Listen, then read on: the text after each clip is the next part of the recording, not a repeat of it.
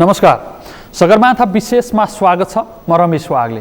दर्शकबिन, सगरमाथा विशेषमा हामी हरेक दिन विशेष विषयवस्तुमाथि विशेष व्यक्तित्वसँगको कुराकानी लिएर आउने गर्छौँ। पछिल्लो समय राजनीतिक दलहरूभित्र देखिएका आन्तरिक विवाद अलि अस्वाभाविक रूपमा अघि बढिरहेका छन्। हरेक दल होइन, दलका प्रतीक जस्तो बनिरहेका छन्। एउटै अध्यक्ष, एउटै सभापति भएको नेपाली काङ्ग्रेस पनि विभिन्न दलको जस्तो चरित्र देखाइरहेको छ। नेपाल कम्युनिस्ट पार्टी नेकपा, जसमा दुईटा नेताहरू छन्, दुईटा अध्यक्ष छन्, उनीहरूले बोइङका 2 पाइलट भनेर भनेका थिए, तर दुईटा पाइलट उडाउने कुरामा कन्फ्युज हुँदाखेरि कतै विमान नै दुर्घटनामा हुने त होइन जस्ता सङ्केतहरू देखिरहेका छन्। सांसदहरूबीच हस्ताक्षर अभियान चलिरहेका छन्। अनि अर्को दल वैकल्पिक शक्ति आफूलाई दाबी गरिरहेको छ, जुन मधेस केन्द्रित दलहरूको समष्टि हो र अरू शक्तिहरू पनि मिसिएका छन् त्यसमा। त्यो पार्टीमा त पार्टीको स्वरूप नै आइसकेको छैन, बल्ल बैठक बस्ने सुरुवात गर्दैछ। अनि परम्परावादी राप्रपा, जो परम्परागत शक्तिको रूपमा आफूलाई दाबी गर्छ, ऊ त यी अरू सबै कमजोर भएका बेला बलियो हुनुपर्ने हो, त्यो पनि अपवाद बन्न सकेको छैन। ऊ पनि अव्यवस्थाकै शिकार बनिरहेको छ। के यो गणतन्त्र ल्याउनका लागि लडेका, गणतन्त्र ल्याएको श्रेय लिने शक्तिहरूका बिचमा आएको यो विवादले चाहिँ उनीहरू गणतन्त्र ल्याएको प्रति गर्व गर्ने भन्दा पनि पश्चाताप गरिरहेका त छैनन्? यस्ता प्रश्नहरू पनि उठिरहेका छन्। यो प्रश्न म आज नेपाली काङ्ग्रेसका नेता, जो आफूलाई वैचारिक रूपमा पनि प्रस्तुत गर्नुहुन्छ, पार्टीभित्र पनि पार्टी बाहिर पनि, उहाँसँग कुरा गरेर बुझ्ने प्रयास गर्दैछु कि दलहरू गणतन्त्रप्रति पश्चाताप गर्न थालेका र परम्परागत व्यवस्थाकै पछि लाग्नका लागि यो व्यवस्थालाई बदनाम गर्न, असफल पार्न लागेका हुन् त? आजको बहस यसमा केन्द्रित गर्नेछु। बहसका लागि नेपाली काङ्ग्रेसका नेता श्याम घिमिरे स्टुडियोमा हुनुहुन्छ। उहाँलाई स्वागत गरौँ। स्वागत छ श्याम। धन्यवाद छ यहाँलाई। सुरुवात चाहिँ यही प्रश्न, नेपालका राजनीतिक दलहरूलाई गणतन्त्र ल्याएको प्रति पश्चाताप लाग्न थालेको हो? अब यस्तो छ रमेशजी, हेर्नुहोस्, अब यो पश्चाताप, गणतन्त्रप्रतिको पश्चाताप त हुँदै होइन। यो कुरा के हो भने हामीले प्रजातन्त्र भन्यौँ, ल्यायौँ, बहुदलीय व्यवस्थाको स्थापना गऱ्यौँ 2046 सालमा। त्यसपछि हामीले लोकतन्त्र भन्यौँ, गणतन्त्र भन्यौँ, जे तन्त्र भने पनि हाम्रा आचरणहरू, हाम्रो संस्कृति, हाम्रा चरित्रहरू भने चाहिँ परिवर्तन हुन सकेन। मूल मुद्दा चाहिँ त्यो हो। र हामी जे थियौँ हिजो त्यसमा आफूलाई परिवर्तन गर्न पनि चाहेनौँ, गर्दा पनि गरेनौँ, र त्यसैले भनेको परिणामहरू हामी भोग्दैछौँ। आज व्यवस्था परिवर्तनका लागि चाहिँ नेताहरू लडे होइन, राजनीतिक दलहरू त्यसमा लडे, तर व्यक्ति र प्रवृत्ति परिवर्तन गर्ने कुरामा चाहिँ त्यो लगाव देखिएन। तपाईँ एउटा कुरा विचार गर्नुहोस्, राजा वीरेन्द्रको एउटा 5-10 मिनटको घोषणाले पञ्चायती व्यवस्था गयो, प्रजातन्त्र आयो। तपाईँलाई चाहिँ के छ भनेदेखि राजा ज्ञानेन्द्रको एउटा घोषणाले फेरि एकचोटि प्रजातन्त्र गयो, चाहिँ शाही शासन लागू भयो। एउटा यो उसको कुलबहादुर गुरुङको एउटा घोषणाले, 5-10 मिनटको एउटा घोषणाले यो देशमा राजतन्त्र, 250 वर्षको राजतन्त्र समाप्त भयो, गणतन्त्र आयो। एउटा राजनीतिक ठुलो परिवर्तन पनि यो 5-10 मिनटको घोषणाले हुँदो रहेछ, हामीले देख्यौँ। आर्थिक रूपमा पनि हामीले के देखाएको छौँ भने संसारमा 10-20 वर्ष मजाले लाग्यो भने आर्थिक रूपमा पनि कायाकल्प भएको हामीले देशहरू थुप्रै देखाएको छौँ। तर सबभन्दा गाह्रो भनेको सांस्कृतिक परिवर्तन हुँदो रहेछ, सांस्कृतिक रूपान्तरण हुँदो रहेछ। र यो सांस्कृतिक रूपान्तरण नेपालको राजनीतिमा हुन सकेन। सबभन्दा ठुलो दुःखद पक्ष यो हो। जे थियो हाम्रा मान्यताहरू, तिनै मान्यताहरूमा हामी कायम छौँ अहिले पनि। त्यसो भएदेखि जनताका प्रश्नहरू चाहिँ स्वाभाविक छन् कि गणतन्त्र आयो, जनताले के पायो? पक्कै हो। अझ गणतन्त्र आयो, नेताले खायो, जनताले के पायो? होइन, सुन्नुहोस् न, नेता चाहिँ ऐस आराम गर्ने, हिजोका राष्ट्र प्रमुखले पाएका कुरा पनि, सुविधा पनि नेताले भोग गरे। अब त्यसैमा गर्व गरिदिनु पर्ने त जनताले? त्यही कुरा हो। यो जनतालाई वास्तवमा भन्नुहुन्छ भने यो तन्त्र मन्त्रसँग धेरै ठुलो सरकार पनि होइन, लगाव छैन, होइन, त्यो हुनु पनि हुँदैन, त्यो आवश्यकता पनि छैन। जनताले आफ्नो जीवनस्तरलाई हेर्ने हो, अर्थात् आफ्नो जीवनलाई हेर्ने हो। उसको मौलिक स्वतन्त्रताका कुराहरू लोकतन्त्रले मान्यता प्रत्याभूत गर्ला। त्यस कारणले गर्दाखेरि आफ्नो स्वतन्त्रताको लागि लोकतन्त्रप्रतिको प्रतिबद्धता आफ्नो ठाउँमा छ। त्योदेखि बाहेक उसको जीवनयापनमा आएको परिवर्तनलाई चाहिँ मापन गर्ने हो। जनतामा आएको परिवर्तन के हो भनेर मापन गर्ने कुरा उसको स्वतन्त्रता सहितको, एउटा जनताको स्वतन्त्रता सहितको तपाईँलाई चाहिँ के छ भने उसको व्यक्तिगत जीवनमा आउने परिवर्तनहरू हुन् र त्यो मापन गर्दाखेरि हामीले यो एउटा व्यक्तिगत स्वतन्त्रताका हिसाबले त ठुलो प्रगति भएको छ, त्यसलाई स्वीकार गर्नुपर्छ। तर अन्य जीवनस्तरको चाहिँ त परिवर्तनको हिसाबले चाहिँ हामीले जुन ढङ्गले अगाडि बढ्नु पर्थ्यो त्यसले अगाडि बढ्न नसकेको हुनाले जनतालाई यो विभिन्न तन्त्रहरूले चाहिँ के छ भनेदेखि यो हामीले जे जति भने पनि त्यसले फरक अर्थ राख्ने अवस्था देखिँदैन। एउटा महत्त्वपूर्ण कुरा तपाईँले भन्नुभयो कि नागरिकका लागि महत्त्वको कुरा व्यवस्था होइन, अवस्था हो होइन। पक्कै अवस्थामा परिवर्तन भयो कि भएन। अब यो व्यवस्था परिवर्तन गर्नका लागि लागेका राजनीतिक दलहरू हुन्छन्, यी दलहरूका लागि चाहिँ ठुलो चुनौती भनेको चाहिँ व्यवस्था परिवर्तनपछि अवस्थामा के परिवर्तन भयो भनेर देखाउन सकेन भने नागरिकबाट सम्मान नहुने रहेछ होइन। पछिल्लो समयले त्यही देखाइरहेको छ। तर त्यो चुनौतीको महसुससम्म नगर्ने नेताले व्यवस्था परिवर्तन चाहिँ किन गरेका रहेछ? तपाईँले यो नागरिकबाट हुने सम्मानको कुरा गर्दाखेरि एउटा कुरा के भने कुनै पनि राजनीतिक विकासको राजनीतिक घटनाक्रमहरूको विकासका एउटा आफ्ना किसिमका चरणहरू होलान् संसारभरि होइन। अमेरिकाको आफ्नो, युरोपको आफ्नो, अस्ट्रेलियाका अथवा विकसित मुलुकहरूदेखि लिएर अविकसित मुलुकसम्मका आफ्ना किसिमका चरणहरू पार गर्दै जानुपर्छ होला।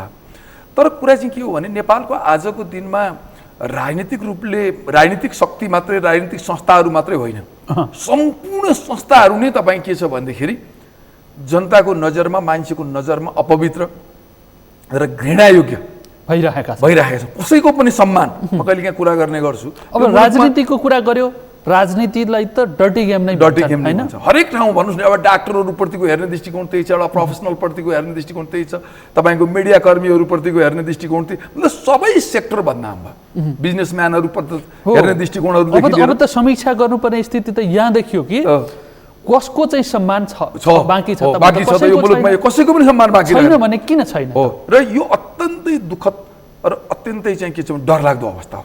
सबैप्रतिको घृणाभाव, सबैप्रतिको एउटा शक्तिसँगको घृणाभाव, अर्को शक्तिप्रतिको घृणाभाव। सत्ता पक्षसँग असन्तुष्ट भयो भनेदेखि नागरिकले आश चाहिँ प्रतिपक्षसँग गर्ने हो। तर अहिले त गाली बराबरी पो हो। यो छ भारतमा कम्तीमा सिने कर्मीहरूलाई त मान्छेले सम्मान गर्छ नि, त्यही भारतमा हेर्नु भने खेलाडीलाई त सम्मान गर्छ नि मान्छेले, राजनीतिज्ञलाई नगरे पनि। तपाईँलाई के छ भने केही त मान्छेहरू छन् जसलाई त्यहाँको मान्छेले अत्यन्त सम्मानको नजरले हेर्छ। हामी कहाँ त्यो पनि अवस्था रहेन। एउटा तपाईँलाई कलाकारलाई पनि मान्छेले सम्मान गर्दैन, हेर्नुहोस् एउटा खेलाडीलाई पनि गर्दैन। कतै पनि एकदमै मान्छेमा फ्रस्ट्रेसनको अवस्था हो। यो फ्रस्ट्रेसन ल्याउने चिज चाहिँ के त? अब यो चाहिँ के हो भने तपाईँलाई अलिकता यसमा राजनीतिक शक्तिहरूले राम्रो काम गर्न नसक्दाखेरिको परिणाम पनि हो। र अर्को कुरा चाहिँ के हो भने सँगसँगै तपाईँलाई हाम्रो संस्कृतिको विकास पनि त्यो ढङ्गले भइरहेको छ। तपाईँ एउटा कुरा नभुल्नु होला, नेता भनेको कोही आकाशबाट झर्ने पनि होइन, धरतीबाट उम्रिने पनि होइन, यही समाजको उपज हो। यही समाजकै सदस्यहरू यसैको उपज हो। समाज जस्तो छ नेता पनि त्यस्तै बन्ने हो, यसैको रिफ्लेक्सन हो। त्यसो भएदेखि हाम्रा नेता बिग्रेका होइनन्, समाजै बिग्रेको हो भन्ने त? समाजमा सामाजिक रूपले पनि तपाईँलाई चाहिँ के छ भनेदेखि समस्याहरू देखिएको छ। यो त कुरा स्वीकार्नुपर्छ। किनभने समाज यदि एकदमै शुद्ध समाजमा गएर विशुद्ध मान्छे जित्नै सक्दैनन् चुनाव, निर्वाचित भएरै आएको प्रतिनिधि हो नि। आज हामीले केपी ओलीलाई जति गाली गरे पनि उनी पनि निर्वाचित शक्ति नै हुन् नि, निर्वाचित प्रतिनिधि हुन्। अर्को चाहिँ उनलाई संसदका निर्वाचितहरूको बहुमतबाट निर्वाचित भएर आएका हुन् नि, उनी त समर्थन छ भनेपछि त तपाईँलाई के छ भने त्यो कुरालाई हेर्दाखेरि चाहिँ हामीले के बुझ्न पर्यो भने अब जनताले जबसम्म राम्रो शक्तिलाई चुन्दैन, छान्दैन र त्यो छान्ने वातावरण बन्दैन, तबसम्म त यही स्थिति भोगिरहनु पर्छ नि। तपाईँले के गर्नुहुन्छ? तर कहिलेकाहीँ विकल्प हुँदो रहेनछ कि यो बेटर फ्रम द वर्स्ट भन्छ नि, हाम्रो छनौटको विधि चाहिँ खराबहरूमध्येबाट कम खराब छान्ने जुन शैली छ नि, दिएका 2-3 प्रतिनिधि हुन्छन्, ती 3 प्रतिनिधि मध्ये एउटा छान्न बाध्य छन् नि नागरिक। त्यो जटिलताबाट बाहिर निकाल्नको लागि तपाईँले त्यो बेटर एमङ द वर्स्ट पनि छैन। तपाईँलाई के छ भने बेटर एमङ द चाहिँ के छ भनेदेखि यो तपाईँलाई चाहिँ ठ्याक्कै उल्टो भइरहेको छ। हामी कहाँ हेर्नुहोस्, तपाईँलाई के छ भने राम्रो मान्छेहरू यहाँ चुनाव जित्नै गाह्रो छ भनेको वर्ड्सबाट बेटर होइन कि बेटरहरू मध्येको पनि वर्ड्सलाई खराब चाहिँ तपाईँलाई चाहिँ हामीले छान्ने चाहिँ अब मैले ठ्याक्कै त्यो शब्द प्रयोग गर्न चाहिनँ, तर कुरा चाहिँ के भयो भने जस्तो राम्रा मान्छेहरूले चुनाव लड्छन् र ती मान्छे प्रायः सबै हार्छन्। हेर्नुहोस् है त। र बदमास मान्छेहरू जो भ्रष्टाचारी भनेर चिनिएका छन्, जो बदमास भनेर चिनिएका छन्, ती मान्छेहरू सधैँ चुनाव जितिरहन्छन्। तपाईँ हेर्नु न, मैले नाम भनेको हाम्रो समाज बदमासहरूलाई चाहिँ लाइसेन्स दिँदैछ।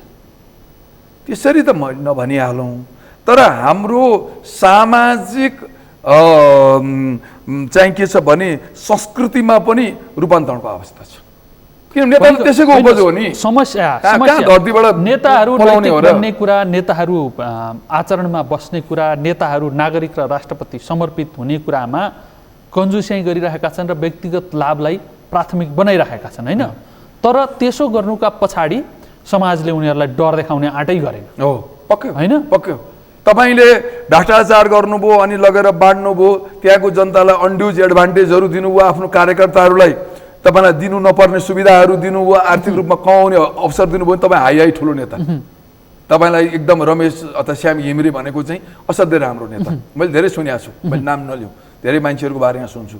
जो मान्छेले यो सुविधाहरू अनड्युज एडभान्टेजहरू दिन सक्दैन, जसले चाहिँ के छ भन्दाखेरि नहुने कुराहरू गर्दैन, नहुने भन्ने आँट गर्छ र जसले चाहिँ के छ भने यो कानुनले नदिएको कुराहरू चाहिँ म यसलाई मान्न तयार छैन भन्छ, त्यो काम नलाने मान्छेमा डरिन्छ।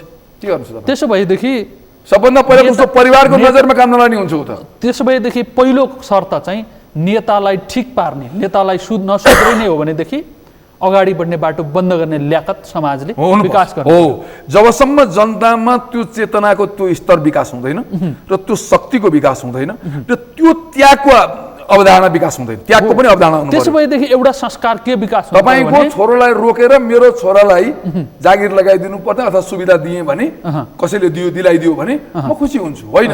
यो त रमेशको छोराले पाउनुपर्ने सुविधा मेरो छोरालाई दिलाउने त्यो नेता गलत हो भनेर भन्न सक्ने ताकत मसँग हुनु पर्यो, तपाईँसँग हुनु पर्यो। अब त्योसँग पनि अझ पछाडि जाउँला, मान्छेहरूलाई अवसरको कुरामा अझ त्यसरी मूल्याङ्कन गर्दैनन्। तर हाम्रो यस्तो समाज छ नि, फलानाले रागो काटेर खुवायो, होइन? फलानाले खसी काटेर खुवायो, 10वटा खसी एकै ठाउँ ढाल्यो, होइन? त्यसकारण अब चुनाव त्यसले जित्छ भनेर निष्कर्ष सुनाउने समाज छ नि, हो त्यो समाज जुन दिन लज्जित हुन थाल्दैन, जुन दिन मैले फलानाको चुनाव प्रचारको खसी खाएँ र भनेर गर्वका साथ छाती फुलाएर भन्न छोड्दैन र त्यसो भन्नलाई लजाउन थाल्छ, त्यसपछि समाजको सुधार सुरुवात हुन्छ। तपाईँलाई यहाँ त मान्छेले पैसा कमायो भन्दाखेरि भ्रष्टाचार गरेर पैसा कमाएपछि इज्जत बढ्छ समाजमा, ल्याएर पैसा बाँड्यो, पैसा दियो। मलाई अस्ति एकजना नेताको बारेमा पैसा बाँड्नु पनि पर्दैन, कोही व्यक्तिले त्यही समाजमा बसेर रातारात 10 रोपनीको कम्पाउन्ड बनाएर घर ठड्यायो, 3-5 करोड पर्ने घर चाहिँ बनाउँदाको खर्च मात्रै उसले गर्यो भनेदेखि अब बाँकीले उसँग तुलना नगरे हुन्छ, ऊ धेरै माथिको हो भनेर मूल्याङ्कन गर्छ नि समाज। त्यसो गर्ने सट्टा यो सम्पत्ति कहाँबाट ल्यायो, यसको स्रोत देखाउन सक्दैन भने हामी उसलाई समाजबाट बहिष्कृत गर्छौँ। त्यो तहको नागरिक विकास भयो भनेदेखि अनि यस्ता गलत प्रवृत्तिहरू ठिक होला नि। एकछिनलाई मान्नु, तपाईँ श्याम घिमिरे काठमाडौँमा बस्छ, उसको परिवार छ, गाडी चढेर हिँडेको छ, सबै कुरा छ, तिम्रो स्रोत के हो, आर्थिक स्रोत के हो भनेर मलाई जनताले सोध्नु पर्छ। तपाईँ चुनाव लड्न जाँदाखेरि तपाईँका यी फुर्ती फार्ती सहित हिँड्ने स्रोत के हो, त्यसमा हामी विश्वास गर्न सक्यौँ भने पहिलो कुरा हामी यहाँ समर्थन गर्ने नगर्ने भन्ने छलफल गर्छौँ, नभए सिधै अस्वीकृत। म जबसम्म तपाईँको यी सारा स्रोतहरू तपाईँले देखाउन सक्नुहुन्न, तबसम्म सार्वजनिक नेतृत्व गर्ने, सार्वजनिक ठाउँको नेतृत्व गर्न सक्ने हैसियत राख्नुहुन्न भनेर जनताले गर्दैन, तबसम्म तपाईँलाई यस्तै भइरहन्छ। तपाईँलाई मैले अब यहाँ बेसगरी भ्रष्टाचार गरेर दलाली गरेर पैसा कमाएर गएँ भने, भ्रष्टाचार गरेर पैसा कमाएर गएँ भने जनताले मलाई वाह गर्छ, मलाई चाहिँ के छ सम्मान गर्छ, मैले पनि दिन पनि सक्छु, बाँड्न पनि सक्छु, खुवाउन प्याउन सक्छु। राति गएर होइन दुनियाँका आँखा छल्दै व्यक्तिलाई चाहिँ हजारका बिटा बाँड्यो भनेदेखि त्यसले चुनाव जित्यो। अब त्यो गर्न नसक्ने श्याम घिमिरे त काम नलाने मान्छेहरू नेता भनेको यो त केही पनि गर्न सक्दैन, 2 रुपियाँ कसैलाई दिन्छ, न अनड्युज एडभान्टेज। यसको मतलब गरिबले पैसा लिनु हुँदैन भन्ने होइन, उसले बाँड्न सक्ने फटाहरूका पैसा, भ्रष्टाचारीहरूका अवैध स्रोतबाट ल्याउनेहरूका पैसा 2000 माग्ने ठाउँमा 20,000 माग्न थालुन्, होइन? तर उसको पैसा खाए बापत उसलाई भोट नहालुन्। त्यसो गर्ने ल्याकत राख्यो भने त पनि होइन, पैसा लिनु पनि भएन। तपाईँले तपाईले पैसा लिएनन् भनेदेखि त त्यसले त्यो पैसाको दुरुपयोग त अन्यत्र पनि गर्ने भयो। पैसाको स्रोत के हो भनेर जनताले खोज्नु पर्यो। जुन दिन जनताले यो क्वेसन गर्न सुरु गर्छ, प्रश्न उठाउन सुरु गर्छ, त्यो दिन मान्छे भ्रष्टाचार गर्छ। एउटा नागरिक किन अमेरिकामा भ्रष्टाचार हुँदैन, किन युरोपमा भ्रष्टाचार हुँदैन? कम हुन्छ, हुँदैन भन्नु न, नाइको बराबर हुन्छ। तपाईँलाई त्यस्तो भ्रष्टाचार भनेको किनभने धेरै कुराहरूले तपाईँलाई इफेक्ट गर्छ। अब एउटा नागरिकले श्याम घिमिरे भोट माग्न जाँदाखेरि श्याम घिमिरेले मलाई 1000 रुपियाँ दियो, त्यो पैसा कहाँबाट ल्यायो भनेर क्वेसन गरिदियो भने आम नागरिकले क्वेसन गर्न सुरु गर्छ। जबसम्म त्यो प्रवृत्तिको विकास हुँदैन, त्यो संस्कृतिको विकास हुँदैन, तबसम्म यस्तै भइरहन्छ। हेर्नुहोस् के गर्नुहोस् तपाईँ। त्यसो भए मैले आजकल चाहिँ भन्न अब नेतालाई पनि गाली गर्न छोडेँ। हेर्नुहोस् अब किनभने यही संस्कृतिको उपजना हो, त्यो नगरी ऊ टिक्नै सक्दैन। त्यसो भएदेखि अहिले नेपाल कम्युनिस्ट पार्टी नेकपामा प्रधानमन्त्रीले पदबाट राजीनामा दिनुपर्छ, अध्यक्ष पदबाट पनि प्रधानमन्त्री पदबाट पनि भनेर देखिरहेको झगडा छ। नेपाली काङ्ग्रेसमा पनि सभापति र अरूका बिचमा हुन त महाधिवेशन केन्द्रित पनि भनेर पन्सिनु होला, तर तपाईँहरू विवाद रहित कहिल्यै छैन। मधेस केन्द्रित दलहरूको एकता भयो, बलियो हुन एकता भएको भनेको झन् कमजोर भइरहेको छ होइन।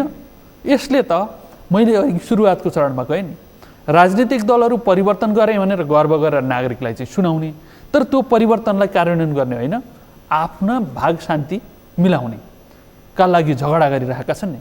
यसले त गणतन्त्र रहोस् भन्ने उनीहरूको कामना पनि देखिएन। नेपालको राजनीतिमा एउटा अर्को पनि खतरनाक पक्ष आयो। हेर्नुहोस् त्यो के आयो भने 2-3 कुराहरू आयो कि हेर्नुहोस्। अब के आयो भने तपाईँलाई हामीले लोकतन्त्र गणतन्त्र जे तन्त्र भने पनि निर्वाचित शक्तिलाई उपेक्षा गर्ने, त्यसलाई स्वीकार नगर्ने। जस्तो शेरबहादुर देउपा पार्टी काङ्ग्रेसमा सभापति निर्वाचित सभापति हुन्, उनले आफ्नो अवधिभरि उनले आफ्नो पार्टी सञ्चालन गर्ने अधिकार त उनलाई हो नि। कुन ढङ्गले पार्टी सञ्चालन गर्ने उनको कुरा हो।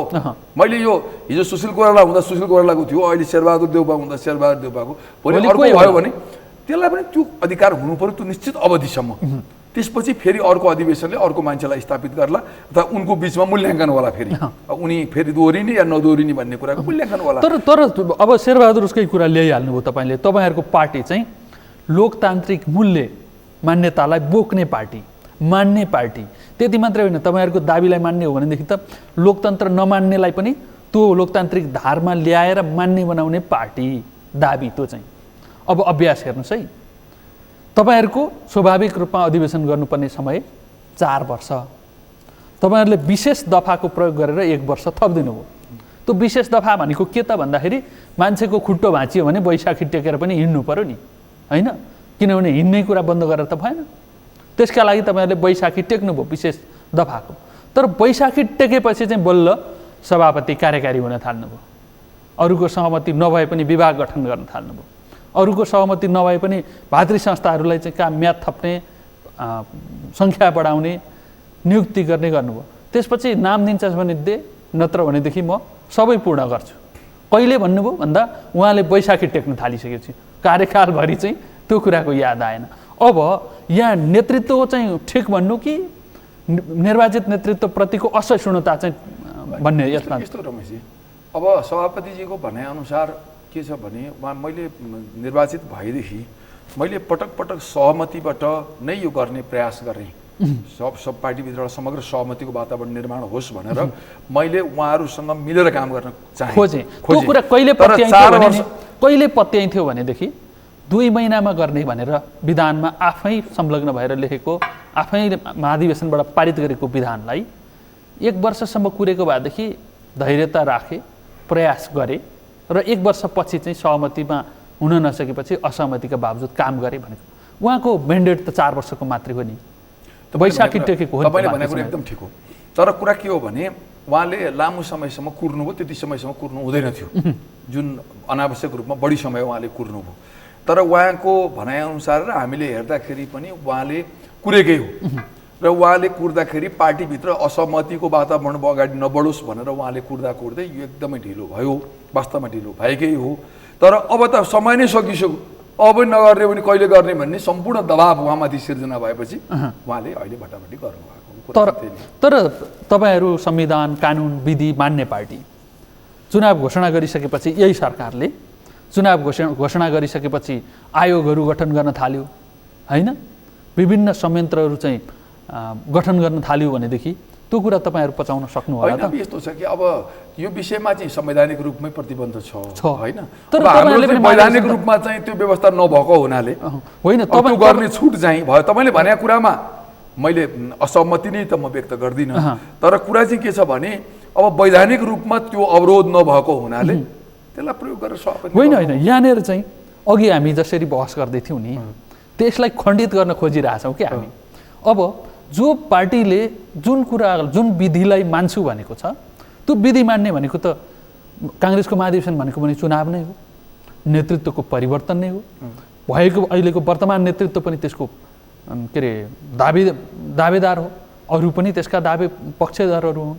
अब जस्तो सत्ताले मनलाग्दी नियुक्ति गरिदियो भनेदेखि, मनलाग्दी तलब भत्ता सुविधाका निर्णयहरू गरिदियो भनेदेखि अर्को शक्तिले त प्रतिस्पर्धा गर्दिन भनेर हात उठाए हुन्छ नि होइन? त्यस्तै अब महाधिवेशनको मिति पनि तय गरिसक्यो होइन, त्यसका प्रक्रियाहरू केही प्रक्रियाहरू थालिसकेको अवस्था छ। अब म सबै कुरा गर्छु, यस अगाडि चाहिँ मलाई नदिएको भन्नु त त्यो त नैतिक त भएन नि होइन? अब यो पनि बसेर पार्टीभित्र छलफल गरेर कसरी जाने भनेर भन्न सकिन्थ्यो होइन। अब त्यो वातावरण सभापतिजी भन्नुहुन्छ त्यो वातावरण नै बन्न सकेन, उहाँहरूले त्यसलाई चाहिँ त्यो वातावरण पार्टीभित्र सहमतिको एउटा वातावरण सिर्जना गर्नमा मलाई सहयोग नै भएन। म 4 वर्ष कुरेँ, तर अब त म त अन्तिम अवस्थामा आइसकेको छु, अब मसँग कुर्ने समय छैन। त्यस कारणले गर्दाखेरि यो मसँग विकल्प छैन, विकल्प भएन भनेर भन्ने उहाँको तर्क छ। तपाईँले भनेको कुरामा सत्यता एक हिसाबले छ, नभएको होइन, किनभने तपाईँलाई चाहिँ वैधानिक रूपमा निर्वाचन महाधिवेशनको तिथि घोषणा भइसकेको अवस्थामा तर पार्टीभित्र जे गर्नु पर्थ्यो त्यो गर्ने सहमतिका नाउँमा, त्यसैले अघि नै भनिसकेँ, निर्वाचित शक्ति खराबै भए पनि त्यसको दण्ड निर्वाचित गर्नेहरूले भोग्नुपर्छ, तर उसलाई काम गर्न दिने वातावरण बन्नुपर्छ। नत्र भए हेर्नु यो समस्या कहिल्यै अन्त्य हुँदैन। तपाईँलाई भोलि अर्को सभापति हुन्छ, त्यसलाई पनि अर्को पक्षले अवरोध गरिरहेको छ। होइन, तपाईँहरूसँग चाहिँ अहिले पनि नेपाली काङ्ग्रेस संसदमा निर्वाचित 23 र समानुपातिकका 40 गरी 63 सिटमा छ प्रतिनिधि सभामा। राष्ट्रिय सभामा त अझै लाजा मर्नु स्थितिमा, प्रतिपक्ष भन्न पनि नमिल्ने स्थितिमा छ होइन? तर पनि नेपाली काङ्ग्रेसलाई मान्छेले किन हेरिरहेका छन् भनेदेखि ऊ विधिका पक्षमा कुरा गर्छ, कार्यकर्ताको होइन नागरिकको पक्षमा कुरा गर्छ, नागरिक अधिकारका पक्षमा विगतमा लडेको हो, अहिले नागरिक अधिकारप्रति सचेत नभए पनि त्यसैले मूलधारकै शक्ति हो है भनेर मान्छन्। यदि त्यो कुरा मान्ने कुरालाई चाहिँ तपाईँहरू आत्मसात गर्नुहुन्छ भने त कम्तीमा अरू पार्टीले पनि विधि त त्यहाँ पो सिक्नुपर्छ त होइन? पार्टीको आन्तरिक लोकतन्त्र भनेको के हो भन्ने कुराको खोजी गर्न पनि त्यो त एउटा अध्ययनशाला प्रयोगशाला के अरे प्रयोग गरिसकेको एउटा पुस्तकालय जस्तो पो हो त भन्ने स्थापित गर्नुपर्ने। अब त तपाईँहरू पो अन्त कहीँ पो खोज्न जाने मलाई मनको कुरा उठाउनु भयो तपाईँले। हेर्नुहोस्, हामी 2046 सालमा जब लोकतन्त्रको स्थापना भयो भएदेखि हामी एकमात्र हामी लोकतान्त्रिक शक्ति अथवा डेमोक्रेटिक फोर्सेस प्रजातान्त्रिक शक्ति हामी एकमात्र थियौँ। एकातिर तपाईँलाई चाहिँ कम्युनिस्टहरू थिए, अर्कोतिर चाहिँ पूर्वपञ्चहरूको समूह थियो र त्यसमा एकमात्र लोकतन्त्रका लागि लड्ने जसको सैद्धान्तिक अवधारणा नै लोकतन्त्रमा आधारित थियो, त्यो भनेको कङ्ग्रेस मात्रै हो। र त्यो कङ्ग्रेसले लोकतन्त्रका मर्महरू, लोकतन्त्रका मजा, लोकतन्त्रको स्वाद, त्यसको रस अरू सबैलाई पिलाएर लोकतन्त्र प्रति आस्था जागृत गर्न सक्नु पर्थ्यो। यो 2046 सालदेखि नै त्यसमा हामी पक्कै चुक्यौँ। हामीले 48 साल पछि नै चुक्यौँ भन्छु म। होइन, तपाईँले थियो भन्नु पनि आज पनि त्यही थियो भन्नुपर्ने स्थिति बन्यो क्या, छ भन्न पाइएन। अब तपाईँलाई के छ भने हामी त्यसमा यो 30 वर्ष चुकेकै हो। हामीले लोकतन्त्रको मूल्य मान्यतालाई रस्वास्वादन जनतालाई गराउन सकेको भए आज कम्युनिस्टहरू यो 2/3 झन्डै 2/3 बहुमत ल्याएर सत्तामा पुग्दैन थिए। यिनका नामो निशान इन्डियामा जस्तै 1 सिट 2 सिटमा यी सीमित हुन्थे। तर हाम्रै कतै कतै हाम्रो पनि कमजोरीहरू रह्यो, यो कुरा हामीले स्वीकार गर्नै पर्छ। हेर्नुहोस्, अब यो एउटा कुरा चाहिँ के रहेछ भने रमेशजी, यो लोकतन्त्रको बडा गजब छ। हेर्नुहोस्, युरोपमा पनि 800 वर्षमा विकसित भएको लोकतन्त्रको यो संस्कृति हो। अब युरोपियनहरूले नै शासन गरेको हुनाले अमेरिकामा छिटो भयो। हेर्नुहोस्, युरोपियनहरूले शासन गरेको हुनाले तपाईँलाई चाहिँ के छ भने अस्ट्रेलियामा छिटो भयो, किनभने तिनीहरू नै हुन्, मान्छे त युरोपियन नै हुन् नि हो। तर के रहेछ भने यो लोकतन्त्रको विकास, यो संस्कृतिको विकासको लागि समय लाग्दो रहेछ। मैले आजकल मलाई लाग्यो, मलाई पनि फ्रस्ट्रेसन हुन्थ्यो, होइन किन गर्न सकेनौँ भन्ने लाग्थ्यो। हाम्रोमा त के भयो भने नि, आजको दिनमा हामी शासकीय हिसाबले नागरिकलाई प्राथमिकतामा राख्ने हिसाबले त अब यो समयको कुरा गऱ्यो भने नि 16 सालमा बिपीले जुन सुरुवात गर्नुभएको थियो नि, त्यो ठाउँमा पुग्न सक्यौँ दोहोऱ्याएर हामी। अब त समयले होइन, हाम्रो नियतले खराब भएका छौँ भन्ने मूल्याङ्कन हुँदैन। होइन, अब यो पनि हो कुरा। तर कुरा चाहिँ के छ भने अब हेर्नु, सधैँ बिपी कोइराला जन्मिँदैनन्। हेर्नुहोस् इतिहासको कालखण्डमा त्यहाँबाट सिक्न त सकिन्थ्यो होला। बिपी कोइरालालाई हामीले महामानव भन्यौँ, किन त्यसै भने पनि होइन। उहाँको मानवीय गुणहरू भन्दा पनि विशेष गुणहरू भएका हुनाले उहाँलाई महामानव भनियो। अब यस्ता मान्छेहरू नेतृत्वमा आउने भनेको सदा हुँदो रहेछ। अब यो बिपीको टाइममा भएका कुराहरू पनि हामीले गर्न सकेनौँ, यो सत्य कुरा हो। यो मैले यसलाई रियलाइज मात्रै होइन कि यो यथार्थ नै हो कि तपाईँलाई चाहिँ हामीले नि तपाईँले भने जस्तै अरूलाई लोकतन्त्रको रसास्वादन गराउन सक्नु पर्थ्यो, लोकतन्त्रको जुन मजा छ नि त्यो मजा दिलाउन सक्नु पर्थ्यो। त्यसमा हामी चुक्यौँ र अहिले पनि हामीले अब बिस्तारै जाने रहेछ। बिपी कोइराला जस्तो करिस्मेटिक लिडर आयो भनेर छिटो होला। अब तपाईँलाई चाहिँ के छ भन्दाखेरि नत्र भए विकास त हुन्छ, समय लाग्छ, विकास त हुन्छ, विकास हुँदै हेर्नुहोस् भारतमा हेर्नुहोस्। होइन, विकास त हुन्छ, तर यो बर्बादीमा गइसकेपछि चेत खुलेर विकास हुने हो कि संस्कारै हामी अब सुध्रिनुपर्छ भनेर विकास हुने हो? चिन्ता यति मात्रै हो नि। होइन, यस्तो छ भारतमा हेर्नुहोस् 47मा लोकतन्त्र स्थापित भयो होइन। तपाईँ आजसम्म पनि कति समस्याहरू छन्। नेहरू जस्तो नेता, लालबहादुर शास्त्री जस्तो प्राइम मिनिस्टर होइन, इन्दिरा गान्धी थिइन् होइन, अहिले मोदी जस्ता मान्छेहरू छन्, मनमोहन सिंह जस्ता एक राम्रा 1-2 जना मान्छे बाहेक सबै त राम्रै मान्छेहरू त्यहाँ सत्तामा आए। तर पनि भारतमा आज हजारौँ समस्याहरू छन्। त्यो के रहेछ भने यो लोकतन्त्रको विकासको लागि लाग्ने समय हो भनेर मैले त्यो ढङ्गले बुझेको छु। त्यसो भए हामी यस्तै ल्याङल्याङ्गे प्रवृत्तिले नै सुधार हुन्छौँ भनेर विश्वास गर्ने कि अब सबैको सोचमा केही परिवर्तन ल्याउन जरुरी छ? होइन, ल्याउन जरुरी छ। अब यो क्रान्तिको नायक बनेर कसैले नेतृत्व गर्ने त्यो क्षमता ताकत भएको मान्छेले, म यो समाजलाई हेर्नु, नेतृत्व 2 खालका हुन्छन्। एउटा समकालीन समाजकै नेतृत्व गरिदिने नेतृत्व, एउटा समकालीन समाजलाई बदल्ने नेतृत्व। अब समकालीन समाजलाई बदल्ने नेतृत्व आइदियो भने छिटो तपाईँलाई चाहिँ परिवर्तन हुन्छ, भाग्यको कुरा भयो होइन। अब यही समकालीन समाजकै नेतृत्व गर्दै जाँदा पनि परिवर्तन चाहिँ हुन्छ। समय लाग्छ, त्यसले लामो समय लिन्छ, तर परिवर्तन चाहिँ हुन्छ। तर त्यो एउटा कुरा चाहिँ मैले अन्तिममा तपाईँलाई म भनिहाल्छु, यो फेरि लोकतन्त्रबाटै परिवर्तन सम्भव छ, अरूबाट चाहिँ होइन है। फेरि यो मान्छेले सैनिक शासन लाएर भन्छन्, कसैले राजाकै शासन ठिक थियो भन्छन्, कसैले चाहिँ अब यो भएर डन्डा लाउनुपर्छ, अटोक्र्याट चाहियो भन्छन्। तर त्यसबाट समस्याको समाधान हुँदैन। यो दुनियाँले देखाइसकेको छ, विश्व परिवेशले देखाइसकेको छ, लोकतन्त्र नै समस्याको समाधान हो। यही लोकतन्त्र नै समस्याको समाधान हो भन्ने कुरा चाहिँ अहिलेकै राजनीतिक नेतृत्वको पुस्ताले देखाउन सकोस्। तपाईँहरूलाई शुभकामना। यो समय र विचारका लागि पनि धेरै धेरै धन्यवाद। यहाँलाई पनि मेरो विचार अभिव्यक्तिको अवसरका लागि धन्यवाद। दर्शकबिन तपाईँलाई पनि धन्यवाद, यतिन्जेल हेरेर साथ दिनुभयो। कार्यक्रमको समय सकिएको छ। म सहित सम्पूर्ण युनिट बिदा चाहन्छौँ। सगरमाथा टेलिभिजन हेर्दै गर्नुहोला। नमस्कार।